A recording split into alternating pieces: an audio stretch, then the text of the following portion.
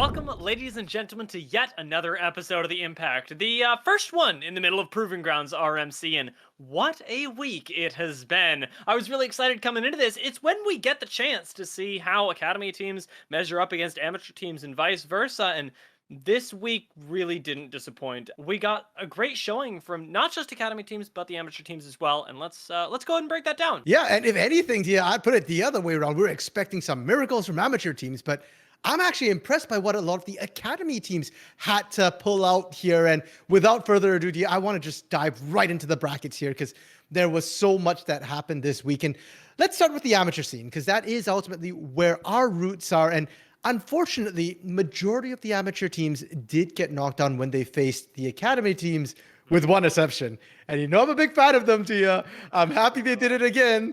First round, second seed killers. Let's go, Resolve. Bro, I was watching the Resolve game and I was going, I always underestimate Resolve. I always do it. Should I change my ways? No, you should not. Yeah, recency bias is my thing. Thank you very much. I'm going to keep it that way. But also, Resolve is incredibly inconsistent with their performances here. So despite their win here, I am a little bit scared for them, especially since they won't be facing an academy team in the next round. They're facing up against the other big amateur team here in Wildcard Gaming Red. But speaking of amateur teams that have made it, there is one other who did squeak by, and it was from my match to watch last week, which was AOE versus C9 Amateur. And I'm a little, to be honest, disappointed at how the games played out there. It wasn't, I feel like, the best showing from the amateur scene. I can understand where you're coming from. I'm going to put C9 Academy versus Resolve. I thought that was a really interesting series. And hey, recency bias is recency bias. But the fact is that it inconsistent or not, we got to see what Resolve's highs look like. And I think that they did look really clean. I don't think that's an overestimation by any means, and I'd encourage anybody to go back and watch it because that's what an amateur team that is performing at the top of their level can do. Remember, Resolve isn't even our top amateur team, but at their peak, they can take down an academy squad, and it brings my focus towards those other squads that we do rate higher. People like Wildcard Red and people like Zoos, if they can perform at their highest, how high can they go? For sure. Now, Wildcard Red did get a bit of an easy first week here and going up against 100 Thieves Knicks. That feels BM. Yeah, I was going to say, not easy in terms of mechanical skills of being a team that they are familiar with. Looking towards the future, RMC, let's talk about what matchups we are excited for. What matchups do you want the audience to focus in on as we move into week 2? Oh, dear, this is a tough one. There's so many I want to watch. The first one might make you happy as well. It's Dig Academy versus FlyQuest Academy as my first choice there. Because, like I said, I was very impressed by Dignitas Academy, and FlyQuest Academy just went through their baptism by fire.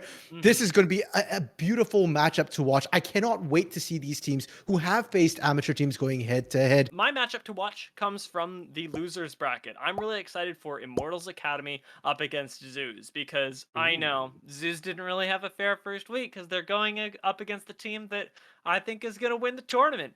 But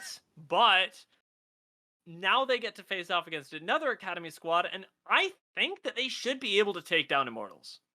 True. You know what? Yeah, I love your pick there. Not only do I think that they should match well against Immortals, but that to me is also a test of the amateur teams. Unfortunately, in round 2, we're not going to get to see Wildcard Red, who are the champions of amateur. We're not going to get to see Resolve, the Giant Slayer. So we get to watch the darlings of the amateur scene here, Zoos, go head-to-head with an academy team. Definitely, I agree. That would be a great amateur game to watch for this upcoming week. Yeah, I'm just double-checking the bracket right now to see if I can figure it out, because even if Wildcard Red do win this next week and move into a matchup against 100 Thieves Academy or EG Academy, do you feel like they're being tested against those top academy squads? Because to me, 100 Thieves Academy and EG are very good, but I don't know if they're the benchmark that I'd like Wildcard to be going up against until it's too late. You're so diplomatic, Gia. I'm just going to go out there. I predicted Wildcard as top 4 as my hot take. So to me, I do think they have to beat them. And facing them now, I think, is a good time for them to face it. It's a gradual ramp, right? They faced an amateur team round 1, amateur team round 2.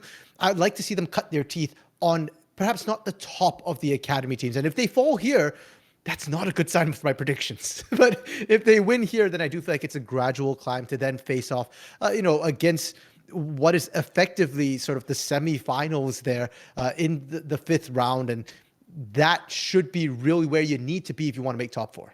Absolutely. And let's take a look, now that we've looked at the future, back at the past, because I know that you've prepared some very special stuff for us in terms of the craziness that we saw all across the Rift in this past week. For the first time in competitive history, and they checked on air, Yeah. Oh, yeah. Sejuani got a pentakill. Let's roll the clip. All right, this was actually really funny for me to watch, just because I quite literally couldn't believe it was happening. The first two do kind of fall into his lap, but the actual ability to finish off the pentakill of Sejuani is the thing that is most surprising to me. I mean, even there, I thought Ayla was going to take that kill, and it just,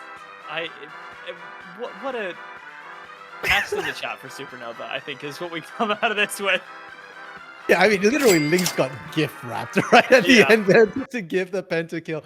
And I mean, the fact that they even managed to win that, right? Look how healthy the Sejuani was. Didn't even lose health at all. I know that it was highlighted on the stream, but I just saw this and I went, I need to show this to RMC, because I watched it 4 or 5 times and it never got less, and I'm sorry to say this, but it never got less funny.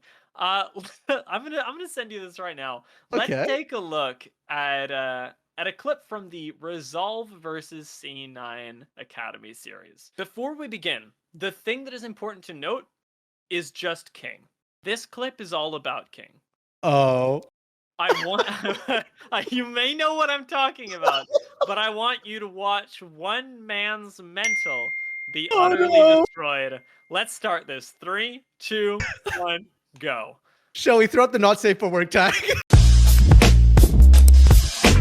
This is not gonna end well. Dude, this felt so bad. I love that you actually know as well, because it stood out to me through everything. Oh, not again! Not like this!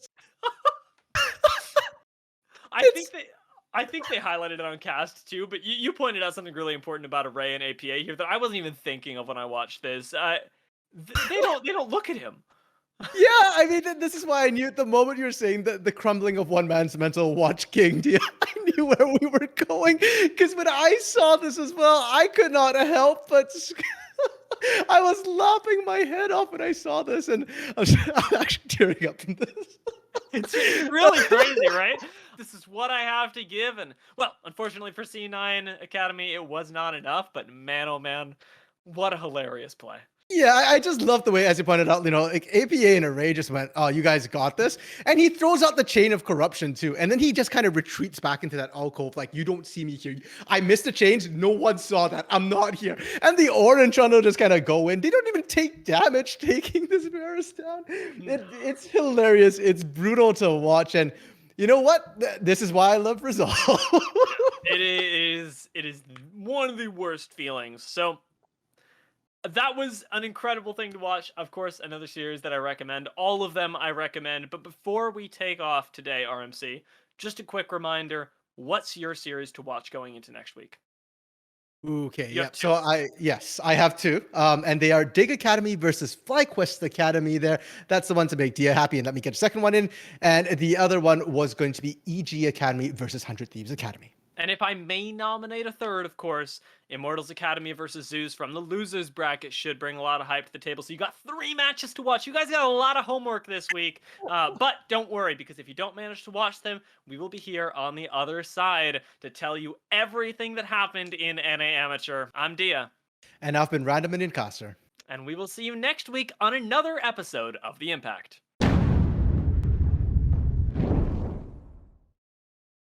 So Dia, I was talking to the big guy at the Nexus the other day, and he said that I have a chance of being promoted. If I can get 100 likes, subscribes, and/or comments, they might move me up to being a canon minion. Oh my lord. Well, I mean, we gotta get you in that big hunk of machinery. So you guys heard it here. Like, comment, subscribe so that we can get RMC in a tank next week. Hey.